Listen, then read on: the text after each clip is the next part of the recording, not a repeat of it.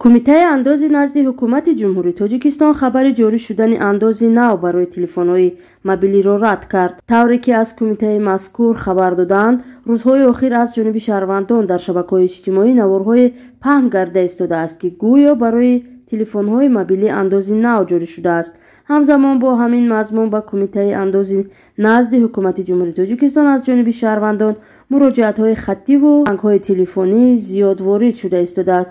وابسته به این کمیته انداز اطلاع می‌دهد که در اساس طلبات قرار حکومت جمهوری تاجیکستان از 31 مارس 2020 تحت رقم 208 درباره ترتیب به قیدگیری واسطه‌های موبیلی علاقه برقی و معین نمودن وظیفه‌های سیستم دولتی معین سازی واسطه‌های موبیلی علاقه برقی من بعد هنگام وارد به قلمرو جمهوری همه تلفن‌های موبیلی، پلانشت‌ها و دیگر دستگاه‌های سیار که دارای سیم کارت میباشند باید با مخزن ملی رمز ایمیل وارد کرده شوند. هنگامی برای استفاده شخصی وارد نمودن تلفن موبیلی، پلانشت و دیگر دستگاه‌های سیار که دارای سیم کارت میباشند باید در گذرگاه‌های گمرکی اعلامیه گمرکی شکل T6 را پر نمایند. چون این دستگاه‌ها به طور رایگان به مخزن ملی رمز ایمیل داخل کرده میشوند.